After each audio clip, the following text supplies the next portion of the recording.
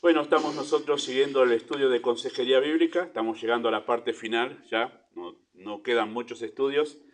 eh, y el Señor, es un estudio que he ido armando durante esta vez. Seguramente cuando lo vuelva a repetir, seguiré el mismo bosquejo, pero acomodando algunas cosas más que, que siempre uno hace cuando después va a enseñar otra vez, ¿no? Pero seguramente en algunos años, 5, 6, 7 años quizás, vuelva a enseñar esto aquí en la iglesia. La base de la consejería es la escritura. El objetivo es cambiar la mente. La palabra es neuteteo, que utiliza la Biblia para hablar sobre este asunto de aconsejarnos mutuamente. Se traduce como amonestar en la Biblia. Y si usted agarra un libro de consejería, de los que son recomendados de autores sanos, de sana doctrina, aparece justamente así la consejería denominada de esta manera, consejería neutética, porque se basa en esta palabra amonestar, ¿sí?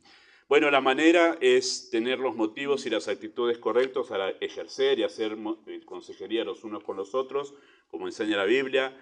La herramienta esencial para hacer consejería es antropología bíblica, ¿sí? Debemos conocer por qué actuamos como actuamos nosotros, por qué nosotros decidimos, tenemos actitudes, por qué tenemos... Bueno, la Biblia nos da a nosotros una perspectiva del comportamiento humano y eso se llama antropología bíblica, entender por qué el ser humano se comporta como se comporta. Y eso es una de las claves para saber por qué nosotros rechazamos de plano la psicología en el mundo, ¿no? La psicología de los pensadores que han sido de gran influencia, y digo gran en el sentido de un alcance muy grande, no de gran porque le tengamos gran estima, sino porque ha dominado la cultura del siglo pasado y esta también.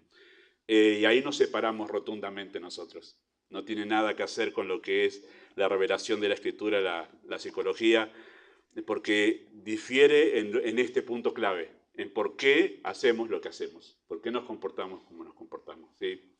Y hay mucho más ahí. Quizá la próxima vez cuando de esto, voy a hacer un acento más detallado sobre la antropología bíblica de lo que he hecho en esta ocasión, ¿sí?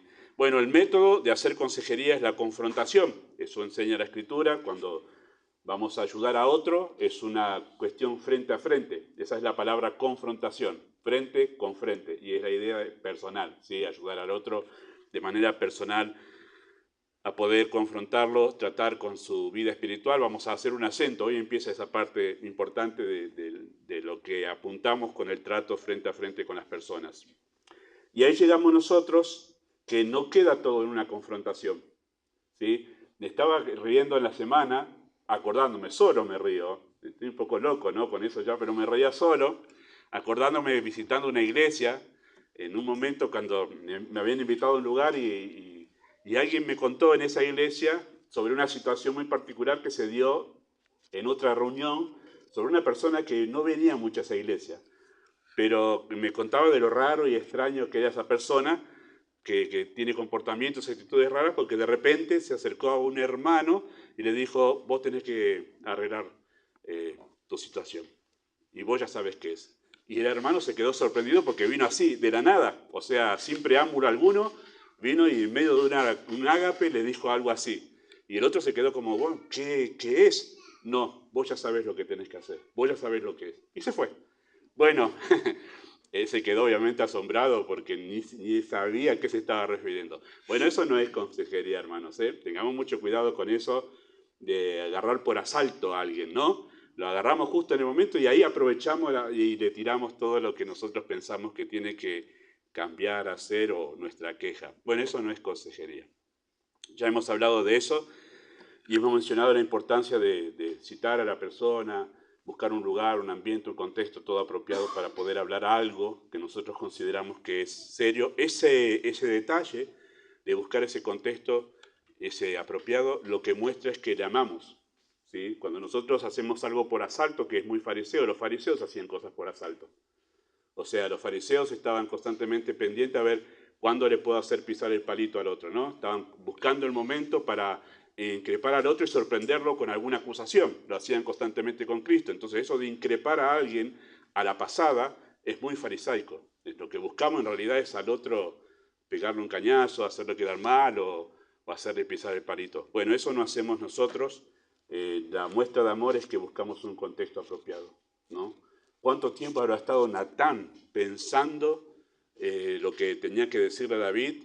Y se acuerdan que pasó un año desde el pecado de David hasta que Natán lo encontró y le habló, pero fue a hablarlas con mucho cuidado, con mucha cautela, con mucha sutileza. Bueno, todas esas cuestiones que muestran el cuidado que uno debe tener al tratar con la vida de otros.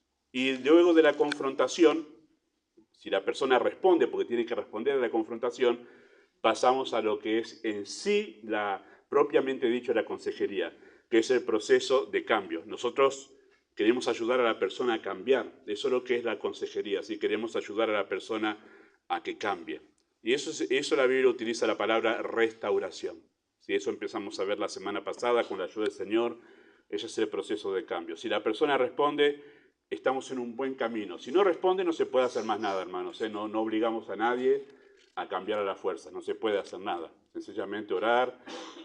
Si se trata de algo grave, ya se trata a nivel iglesia, se trata a nivel disciplina de la iglesia, pero si no se trata de algo grave, sino de algo que se puede soportar, hay que esperar en realidad que el Señor produzca un querer en la persona a cambiar, como vamos a mencionar en un momento hoy. Bueno, estamos en el proceso ese de restauración. La restauración comprende dos esferas, ¿sí? Esa etapa comprende dos esferas. Una es la restauración general, y eso hablamos la semana pasada. El proceso de santificación es el proceso de santificación, que comienza cuando somos salvados y se desarrolla ese proceso a lo largo de toda nuestra vida. Nosotros siempre estamos en un proceso de cambio. Desde que conocemos al Señor hasta que seamos llevados a la presencia del Señor, estamos todo el tiempo en un proceso de cambio. Dios está tratando todo el tiempo con nosotros, cambiando nuestras vidas, ¿sí? O sea que hay una restauración general que es el proceso en el que estamos todos. Dios está obrando a través de diferentes circunstancias y personas, produciendo cambios, no un cambio, sino cambios continuamente en nosotros, para conformarnos a la imagen de su Hijo, ¿sí? Siempre estamos en un proceso de cambio. Me gusta a mí como lo dice Pablo esto. Pablo se refiere a ese proceso de cambio, que es la santificación, se refiere así en 2 Corintios 3:18. Dice, nosotros todos, mirando a cara descubierta, como en un espejo la gloria del Señor, somos transformados, ahí viene el proceso de cambio, somos transformados de gloria en gloria en la misma imagen. Habla de la imagen de Cristo, de la imagen de la gloria de Cristo, como por el Espíritu del Señor. Me gusta porque utiliza una figura poética. Y si ustedes leen ese capítulo 3 de la segunda carta de Pablo a los Corintios, lo que vamos a notar nosotros ahí es que él está recurriendo cuando habla de gloria en gloria. ¿Cómo es eso de gloria en gloria? Bueno, él está mencionando en ese capítulo a Moisés en el Antiguo Testamento, cuando Moisés entraba al tabernáculo, hablaba con Dios, ¿y qué es lo que sucedía con Moisés cuando salía? Su rostro reflejaba el resplandor de la gloria de Dios. Y eso tenía que cubrir porque dice que los israelitas no podían soportar ver ese esplendor con el que salía en su rostro de haber estado en la presencia de Dios, ¿no? Es asombroso eso, el haber visto eso y haber experimentado eso por parte de Moisés, porque el hecho de haber estado en comunión con Dios, de la cercanía con Dios, esa cercanía tan particular como habla un amigo, alguien con su compañero, dice Moisés en Levítico, lo que hizo fue impregnar a Moisés de la gloria de Dios. Y eso habla de lo que significa la transformación, que es lo que vamos a empezar a ver hoy, que se trata de una relación. Nosotros cambiamos, somos transformados por la relación que tenemos con Dios. Y de ahí toma Pablo esa analogía. Somos transformados de gloria en gloria. En la medida que crece nuestra relación con el Señor, somos impregnados de su gloria. Vamos a usar una analogía más común. Suelen decir que los matrimonios ancianos de muchos años, que se han llevado muy bien, han llevado, su matrimonio de manera óptima, dicen que se comienzan a parecer con el tiempo. Uno empieza a copiar cosas del otro. Y como que cuando uno, solía eso decir de un matrimonio misionero en mis tiempos de estudiante de instituto, que decía, si le vas a preguntar algo al misionero tal y después le vas a preguntar a la esposa, la respuesta vas a ver que es la misma, porque se parecen tanto, ya se han mimetizado de la palabra, por tener una buena relación, que se parecen, hacen cosas iguales. Y esa es la idea de la transformación, hermanos, que habla la Biblia. Al estar en comunión con el Señor somos transformados porque nos va impregnando de su carácter, de su gloria. Esa es la idea de la gloria ahí. Bueno, no voy a predicar ese texto, me gusta mucho. Así que Pablo usa una analogía de la experiencia de Moisés ahí en el desierto, su rostro reflejando la gloria de Dios por haber estado allí, ¿no?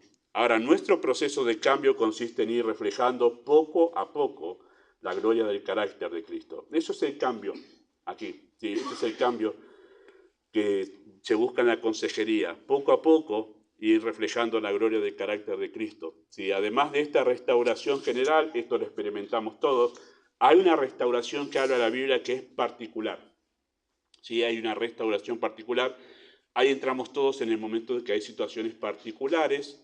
¿Sí? Esto, por ejemplo, que estoy haciendo ahora es la restauración o santificación general a través de la enseñanza continua de la Escritura en la iglesia, la interacción de los hermanos, la oportunidad para servir, interactuar con otros, poder limar hierro con hierro. Todo eso produce santificación, además de las circunstancias que Dios usa, problemas, situaciones, todo para santificarnos. Bueno, eso es general, pero hay situaciones particulares donde entramos nosotros ahí en nuestro papel de los unos a los otros, ¿sí? La consejería particular o la restauración particular. Es la que atiende situaciones especiales y para las cuales hay indicaciones particulares en la Escritura, ¿sí? Por ejemplo, voy a citar solo 3, hay un montón más para citar, ¿sí? Por ejemplo, Gálatas 6.1, que lo citamos la semana pasada, si alguno fuere sorprendido, ahí hay una situación particular y ahí se hace consejería particular, ¿sí? Ahí hay una situación particular.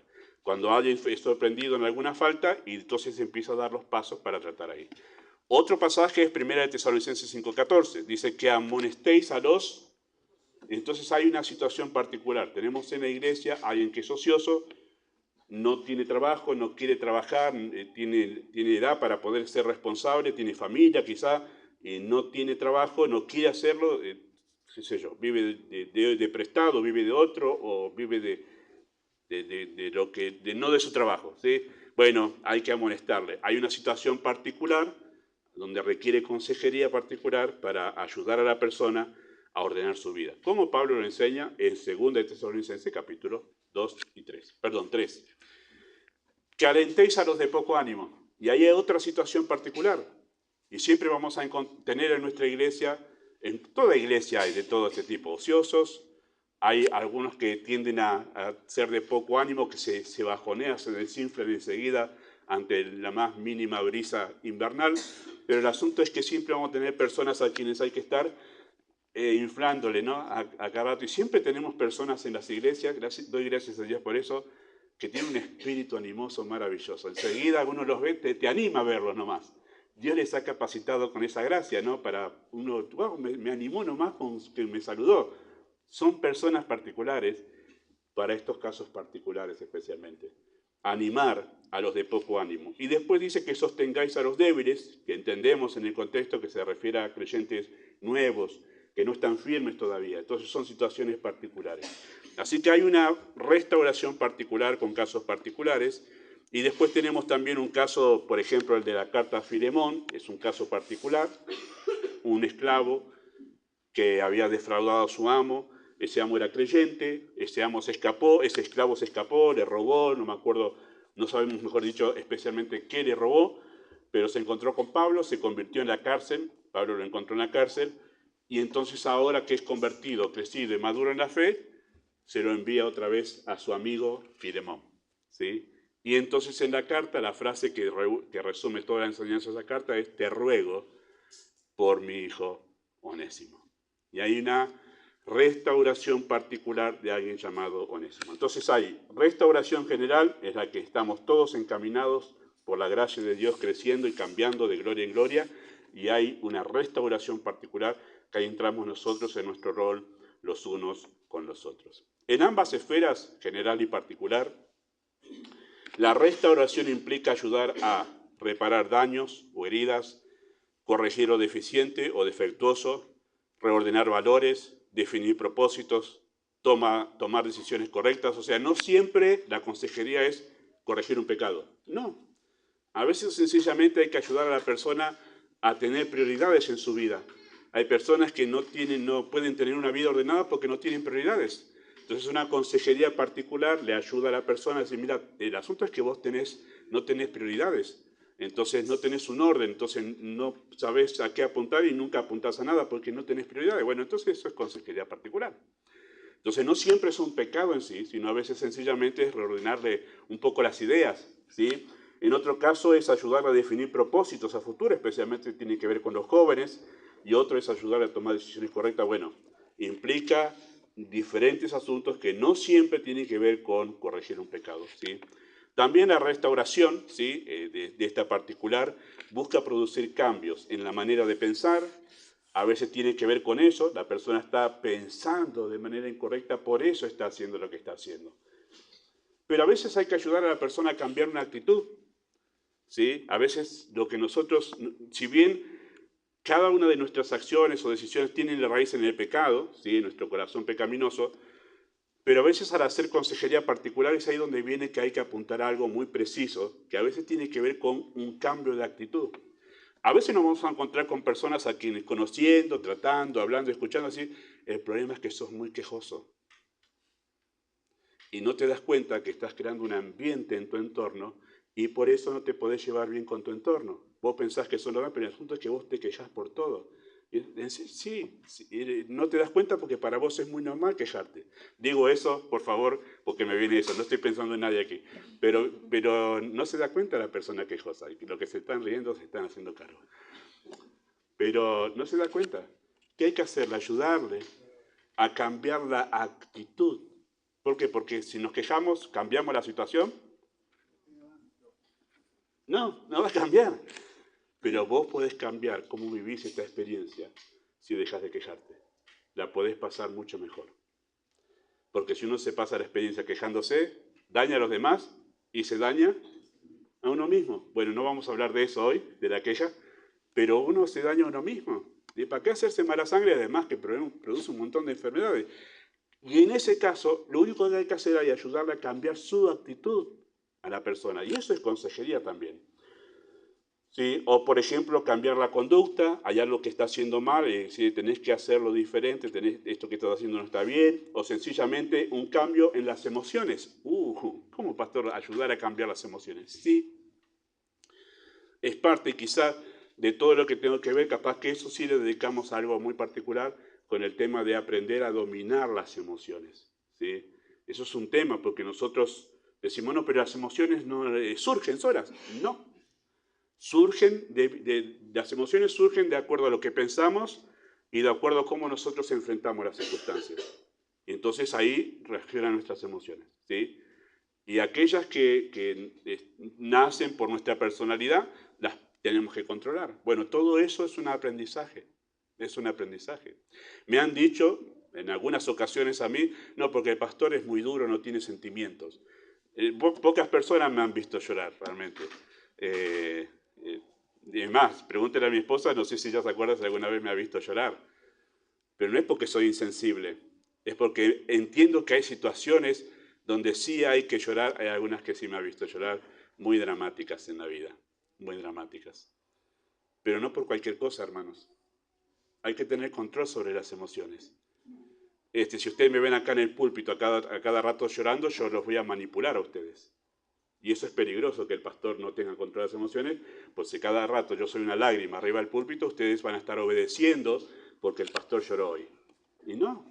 Entonces hay que aprender todo eso y a veces a las personas hay que ayudarles con eso, con las emociones.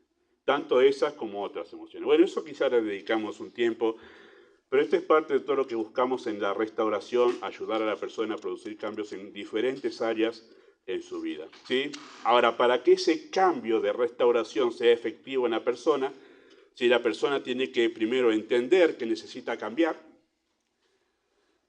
y es un punto de inflexión en consejería, que la persona entienda que necesita cambiar. Porque como dijimos ya en una ocasión sobre este asunto, nosotros desde afuera, viendo el partido desde afuera, nos damos cuenta qué jugada tenía que hacer el director técnico. ¿Cómo no la hizo el jugador? ¿Cómo no pateó? Claro, porque yo estoy de afuera, puedo verlo. El que está adentro no. Entonces, ayudar a la persona a darse cuenta que necesita cambiar es un gran paso. Si la persona dice, tenés razón, no me di cuenta que esto era lo que yo tenía que cambiar. Ahora que me lo explicás, que me lo haces ver de esa manera, es como en los Salmos 73, si no me equivoco, siempre confundo 73 o 76, enfermedad mía es esta. El salmista estuvo con un problema serio que no entendía qué pasaba, estaba quejoso, estaba abrumado, hasta que, wow, esta enfermedad mía es esta, era yo el problema. Entonces, lograr eso por oración, escuchando a la persona, usando las palabras apropiadas, yendo con mucha cautela y mucha paciencia, es probable que en algún momento podamos ayudar a la persona a hacer ese punto de inflexión. Necesito cambiar, es cierto. Y voy a decirles esto porque mayormente la gente cuando viene a buscar consejería, viene a que le solucionemos el problema. Y si usted va a hacer consejería, usted se va a dar cuenta que la gente viene a ver cómo usted, que quiere hacerse consejero conmigo, me soluciona este problema. Y en realidad no solucionamos problemas. No, ningún consejero soluciona, y el pastor no soluciona problemas. Lo que hacemos es llevar a la Escritura, a ver qué la Escritura dice sobre esto que estás viviendo en este momento. El que soluciona problemas es Dios. Pastor no. Pero lo que nosotros ayudamos es a las personas a saber cómo vivir honrando a Dios en esa situación que está en este momento. Y quizá la manera en que está enfrentando esa situación no está honrando a Dios. Y hacer a la persona darse cuenta que en realidad sos vos, esto lo estás viviendo porque Dios quiere hacer notar esto que tenés que cambiar, es un gran paso. Un gran paso. Así que eso es lo primero para que el cambio sea efectivo. Y lo segundo, la persona tiene que querer cambiar. Porque a veces personas se dan cuenta que sí, yo tengo que cambiar, pero no quieren cambiar. Es más fuerte que yo, no lo puedo dominar, no puedo hacer nada, nadie me ayuda. Bueno, un montón de excusas que la gente pone para decir por qué. Dicen no puedo, en realidad es no quiero. Hay un capítulo entero en uno de los libros de consejería que tengo, hay un capítulo entero dedicado a esto, a las personas que dicen no puedo. Y hay situaciones que el escritor presenta de su experiencia como consejero, donde fue haciéndole preguntas a la persona para darse cuenta, no es que no podés. El asunto es que no querés. No querés cambiar. Por diferentes razones es eso. Entonces hay que llegar a este punto, la persona tiene que entender primero que necesita cambiar y después la persona tiene que querer cambiar. Hermanos, si la persona no quiere cambiar no se puede hacer nada, porque no hay disposición. Si la persona no quiere cambiar, hay que esperar la gracia de Dios nomás, ¿sí?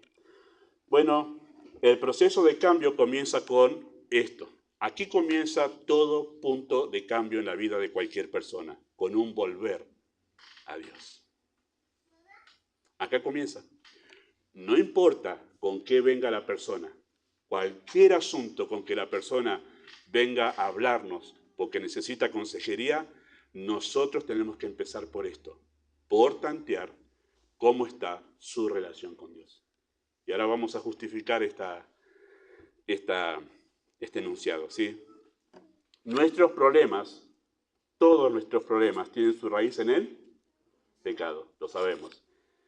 El pecado en sí, por naturaleza, es una rebelión contra Dios y su ley.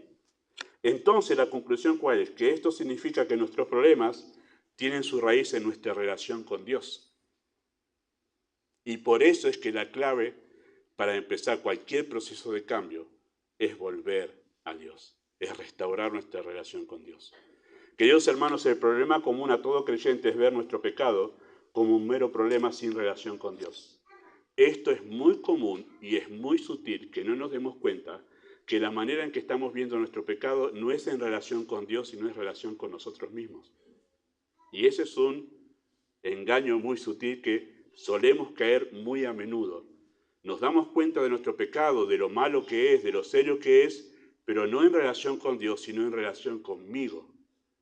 Y ese es un engaño. Usted dice, no, pero pastor, sí tengo que darme cuenta que es malo. Pero cuando no lo relacionas con Dios a tu pecado, eso es un engaño muy común y eso viene de la psicología, ¿sí? Es muy común esto, que todo creyente vea su pecado como un problema sin relación con Dios. Tenemos una mirada egocéntrica del pecado. ¿Ha escuchado eso alguna vez? Pero solemos tener una mirada egocéntrica de nuestro pecado, ¿sí?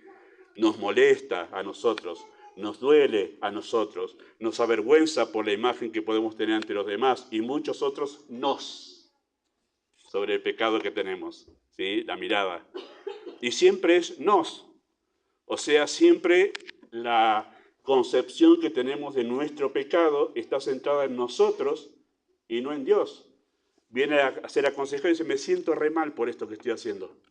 Me doy cuenta que me hace poner triste, me daña con mi relación con los demás, me siento frustrado, me siento frustrada, y todo en torno a nosotros. Y terminamos teniendo una mirada egocéntrica del pecado. Y escúchame, ¿y Dios? ¿Qué pensás que Dios, cómo se siente y cómo piensa Dios sobre tu pecado? Ah, no lo había pensado. No, porque estás siendo engañado en ver tu pecado centrado en vos mismo. ¿Y saben lo que pasa cuando sucede algo así? Que lo que estamos buscando es que alguien me saque ese malestar para sentirme bien, yo. ¿Y Dios? Y ese es el primer punto para el cambio. Llevar a la persona a decir, esto se trata de cómo Dios está viéndote a vos y no cómo vos te estás viendo a vos mismo. Y ahí comienza el cambio, ¿sí? Y note esto cómo es tan sutil. Si sacamos a Dios de nuestro pecado, ¿sí? O sea, no nos preocupa cómo se siente, sino cómo me siento yo. Si sacamos a Dios de nuestro pecado, ya no son pecados, sino que son problemas. No, si me iba a hacer muy largo esto, pero he estado leyendo a un escritor sobre este asunto esta semana, y él decía que nos hemos acostumbrado a cambiar nuestro vocabulario con la psicología. Ya no hablamos de pecados, sino de problemas. Y él citaba en un momento en ese escrito su experiencia con una esposa, con su esposo. Su esposo era líder de jóvenes. Su esposo practicaba la pornografía, o sea, tenía adicción a la pornografía y era líder de jóvenes. Su esposa lo sabía, pero su esposo lo acusaba a su esposa, diciéndole que ella, por ponerse mal, no lo comprendía a él, que él tenía un problema. Él no lo llamaba pecado, él lo llamaba un problema. Y la esposa se convenció de que su esposo tenía un problema, no un pecado, sino tiene un problema y yo no lo comprendo. Y fue al consejero justamente por eso, porque ella se sentía culpable de no comprenderlo a él con su problema. Y cuando el consejero lo escuchó, dice, mira, tu esposo no tiene un problema, tu esposo es un pornógrafo. Y la esposa dijo, ¿qué? Sí. Y tu esposo es líder de jóvenes, sí, pero también es un pornógrafo y él tiene que arrepentirse. Y ahí le cambió la mirada a la esposa, porque hay un problema con la terminología, hermanos, que se ha cambiado con la psicología. Eso es un pecado, eso no es un problema. Usted dirá, pero sí es un problema. Sí es un problema, pero cuando vos lo llamás solo un problema, estamos en una sutileza que puede llevarnos a una conducta errada, ¿sí?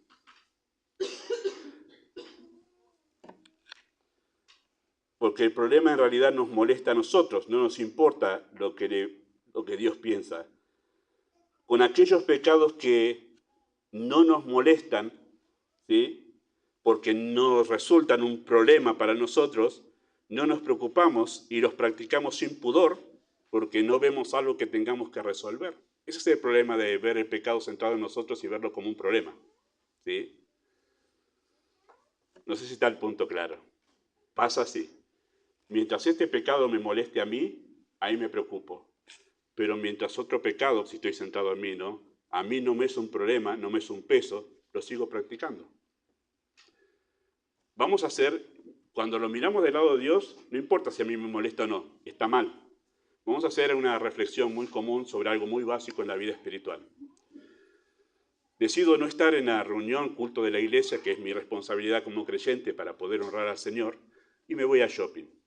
Y no es un pecado en realidad que a mí me moleste, porque no estar ni me hace nada a mí. Quizás sí mentirle o quizás sí robar, eso me molesta y me produce un daño, pero no estar, ¿por qué no me produce daño? No me produce malestar. ¿Y por qué no me siento mal hacerlo? Porque lo estoy mirando de cómo yo me siento con eso. Si yo considero qué piensa Dios sobre eso, entonces ahí cambia el asunto. Entonces no se trata, hermanos, de cómo yo me siento con la situación, sino cómo Dios ve esa situación. Y más allá de que a mí me duela o no me duela, está mal, está mal. Y ahí es donde erramos nosotros con la consejería. Y ahí erramos nosotros en pedir consejo. Y ahí erramos nosotros en nuestra conducta. Cuando nosotros vemos el pecado como un problema. Si no es un problema esto para mí, listo, lo sigo haciendo. Cuando lo vemos que la Biblia dice que es pecado, no importa si yo lo siento o no lo siento, está mal. Y eso en consejería, debemos ser muy directos, claros con la persona. Esto está mal lo que estás haciendo. La persona puede sentirlo o no sentirlo. Es más, nosotros cometemos un montón de pecados con los cuales no tenemos ningún problema. ¿Y cuál es la razón? Lo estamos mirando desde nosotros. No nos sentimos emocionalmente mal cuando lo hacemos. Pero cuando nosotros consideramos, y ahí tiene que ver con la relación con Dios, cómo lo ve Dios, ahí empezamos a abrir los ojos. ¿Se acuerda cuando Isaías tuvo una visión de la gloria de Dios? En Isaías 6. ¿Qué se dio cuenta Isaías?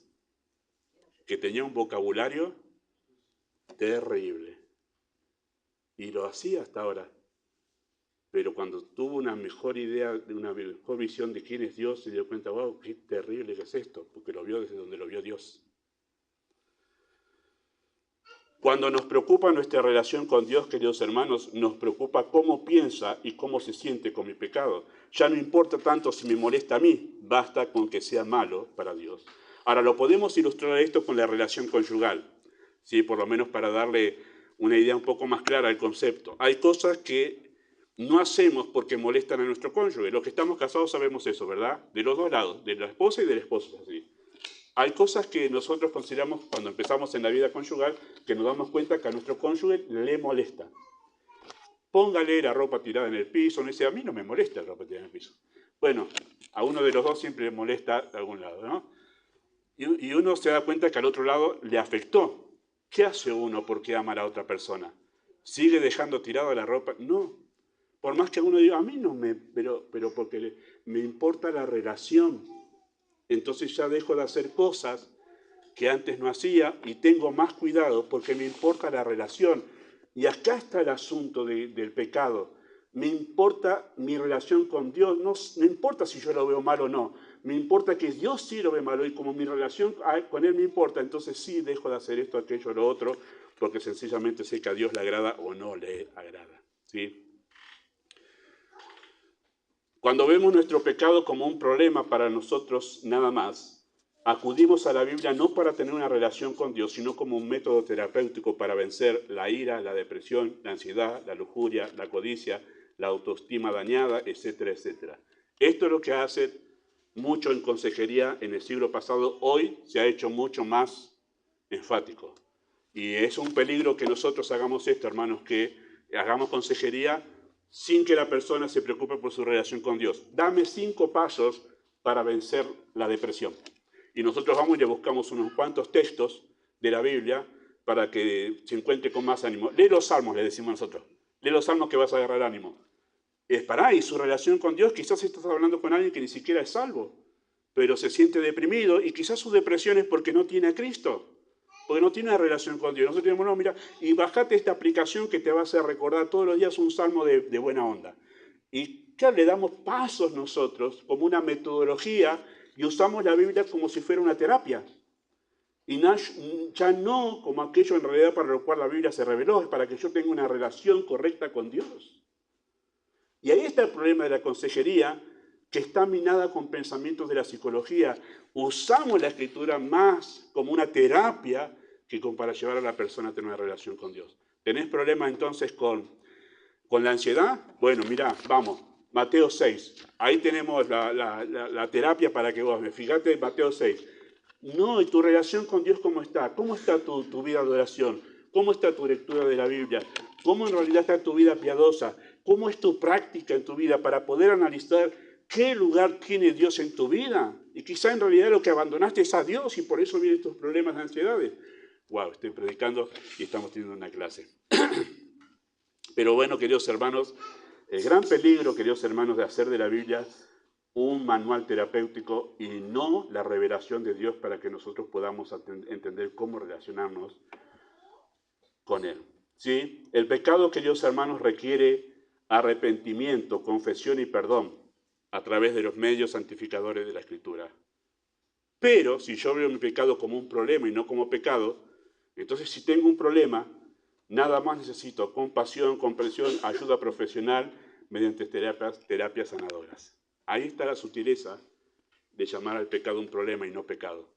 Que si yo tengo un problema, voy a la gente y digo, tengo un problema. Pobre, pobre de vos. Y quizás vos estás inmerso en un pecado terrible y todos te estamos diciendo pobre. Otra de las anécdotas que está en ese libro que contaba este pastor, él decía, tenía en el grupo de coro, el que estaba liderando, estaba teniendo problemas muy serios, íntimos, y todos en el coro lo sabían de la iglesia. El pastor supo y se enteró de eso, llamó al líder de coro, de música, y entonces me dijo, vos tenemos dos opciones, después de haber hablado y confrontado y todo lo demás. Tenemos dos opciones: o vos renunciás o vos te arrepentís. Y el líder del coro no tomó ninguna de las dos opciones. ¿Qué hizo? Eligió una tercera. Se confabuló con todos los demás y fue a hablar con todos los demás del coro, y todos se pusieron en contra del pastor. Pastor, ¿cómo lo va a confrontar así? ¡Qué falta de amor! ¿Cómo le va a hacer eso? Bueno, se pusieron de esa manera a mostrarle compasión, pobre.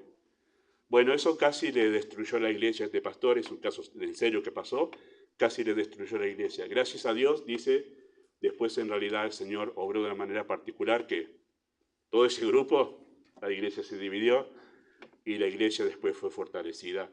Dios reivindicó a ese pastor que estaba confrontando a alguien con su pecado y no con su problema. ¿Sí?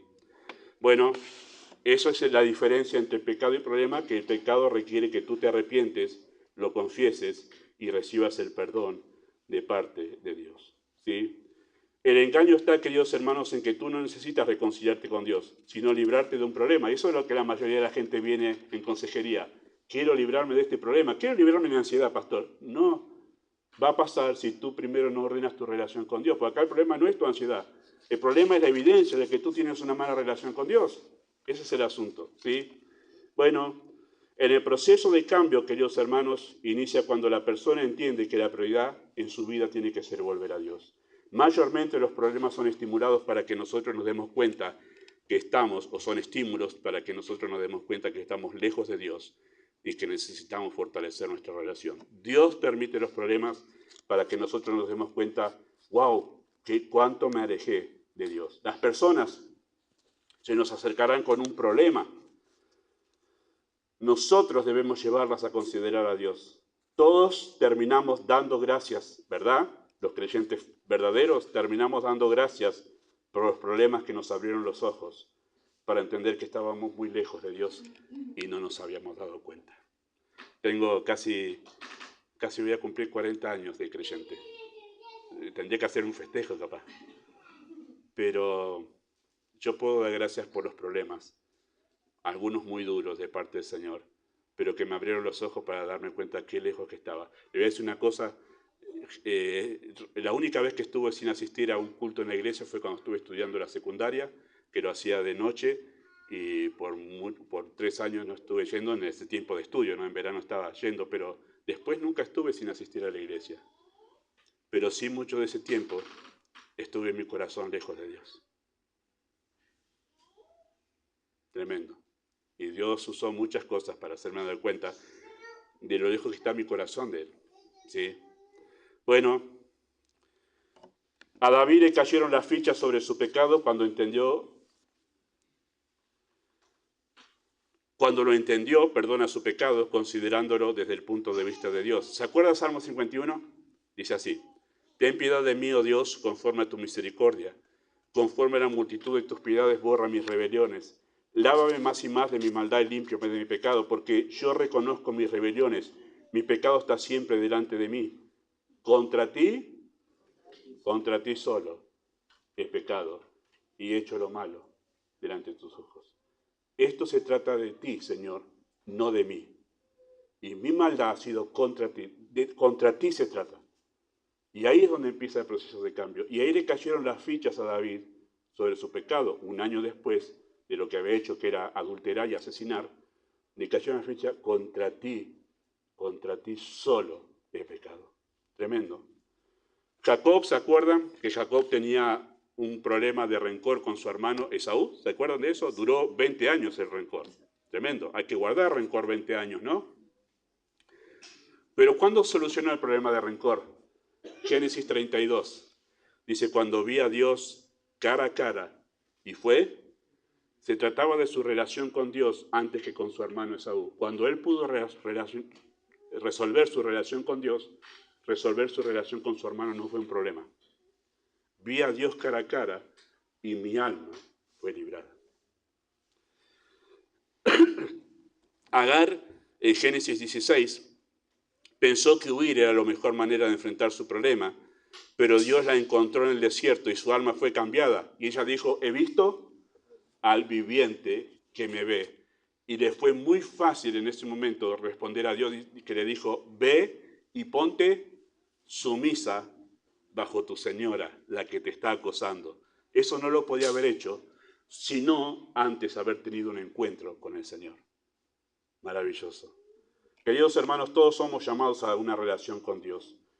Dios no es un mecánico que te arregla los problemas para que sigas con tu vida en la que Él no tiene ningún lugar, ¿no? Nosotros hacemos eso con el mecánico. Vamos que nos arregle el coche para nosotros seguir nuestro camino. Nosotros pensamos con eso, que Dios me arregle la vida para que yo pueda seguir por mi camino. No, Dios no hace eso. Si Dios se acerca a ti es para que tú tengas una relación con Él, no para que tú sigas en la tuya. El fin de Dios, queridos hermanos, no es arreglarte los problemas, sino que tengas una relación con Él y hace todo lo que sea necesario Dios para atraerte hacia Él. Incluso si tiene que causarte dolor para que tú inclines tu rostro una vez más hacia Él, lo va a hacer y lo hace porque te ama. Porque alejarte de Él es el mal. Y eso lo supo Asaf. Asaf entendió que al acercarme a Dios es el bien. Es el bien. Bueno, nosotros necesitamos comenzar con un cambio de actitud hacia Dios. Este iba a ser el mensaje de hoy. Pero todo esto tuve que decirlo para poder hablar de que nosotros tenemos que ayudar a la persona a cambiar su actitud hacia Dios. Y eso lo vamos a ver la próxima vez que tengamos consejería en 15 días, Dios mediante, que ahí empieza, ayudarle a la persona a cambiar su actitud hacia Dios para que pueda empezar a experimentar un proceso de cambio. Eso lo vamos a ver, Dios mediante, la próxima vez. Amado Dios, usa tu palabra, cada corazón. Rogamos que tú seas